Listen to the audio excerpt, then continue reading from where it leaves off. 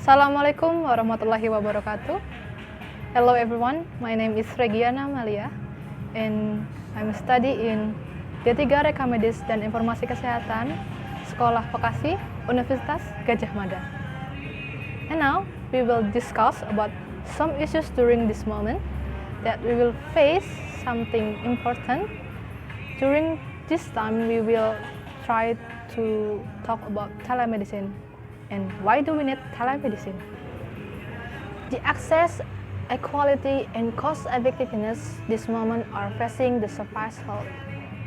And today people are in multi-activities, go working, take care of home, take care of children, and many things. And if they are sick, they will absent from the school or from the office and driving to the hospital and wait in waiting room only to get the immediate care, but they want to waste less time in the waiting room. So telemedicine is the answer. So what is telemedicine? So telemedicine is a software or an application that let the primary care discuss about the data patient to the doctor in the other hospital, and they will discuss about what it will be the diagnosis to the patient. And from the Tindankes, they said that telemedicine is software that help the health staff to manage the data of patient in the far away. So telemedicine will be so helpful for us who will need to not to go to hospital, but they want to go to see the doctor. And some of them are, and telemedicine have some of kind that you are using in this. Telemedicine can be breakdown by three types. First, store and forward. Store forward is make the provider enable to share the data patient, the medical data patient, to another provider in the different location. And the second is the monitoring. So this telemedicine is useful for the patient who have mobility issues. So they like diabetic patient or post-therapy patient, so they don't need to go to the hospital often. So the doctor will see the patient through an application or the mobile phone or smartphone, so they can face the doctor and see the condition of the patient. And then third is real time. So it is like patient and doctor can consultation through some application or via video conference or consultation through chatting, or it is not only for patient to a doctor, but doctor to doctor in different location will be can use this type of telemedicine.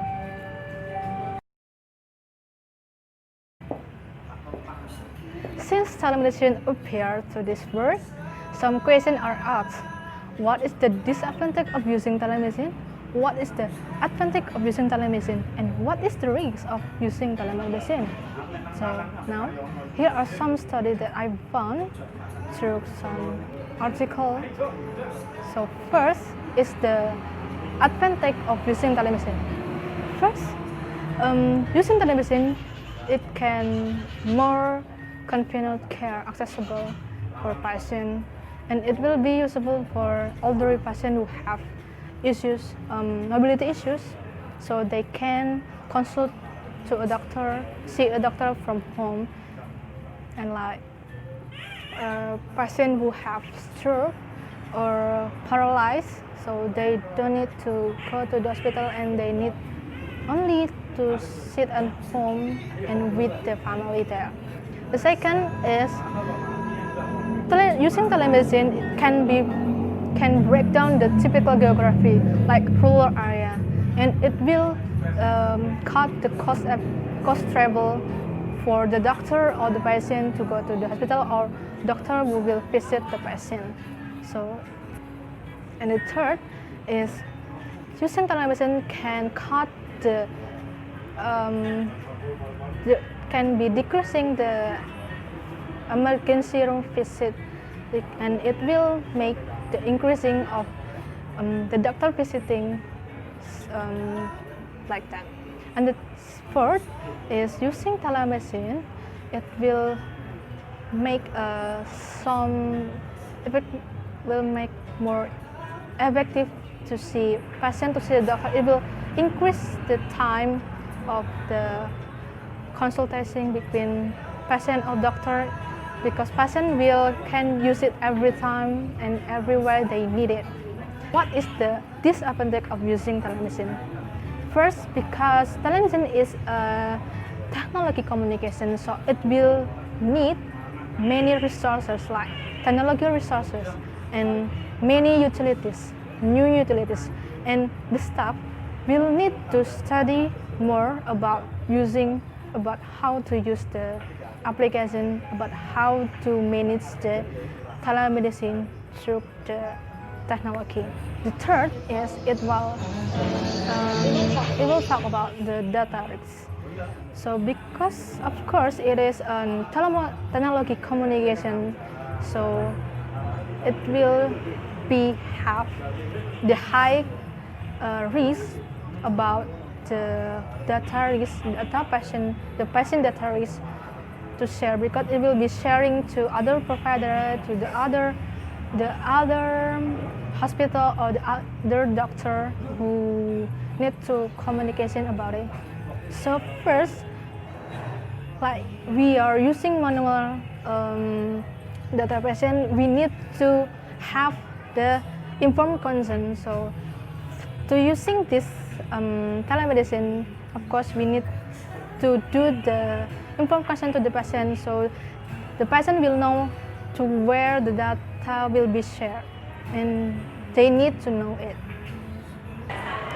So in Indonesia, telemedicine called Temenin, so it will suffice us about telecardiography, teleradiology, teleultrasonography, and teleconsultation. In Temenin, it used the concept about the consultation between doctor in primary care and the doctor in specialist in hospital. And nowadays, the health government has already published the rule of telemedicine. So from the Permanent Consent number 20 on year 2019 talk about penyelenggaraan telemedicine antar fasilitas pelayanan kesehatan. And in Indonesia, like I said before, that telemedicine has some of advantage of using it, and Indonesia is suitable with the point on that telemedicine will break down the typical geography, like in rural area, because like I said before, Indonesia still can be found rural area, and the government of health said that rural area is still difficult to be reached to expand the health services in Indonesia. So from the data, we know that it is really not good number. 80% of jaminan kesehatan is only used for the referred to the hospital. So we hope of using telemedicine will make cost effectiveness really work well, and it will decrease the refer to the hospital, and it will be used for better of health services in Indonesia. The disadvantage and benefit of using it. We have to use it wisely, and we can never avoid the using family. We hope the using of telemedicine can improve the quality of health.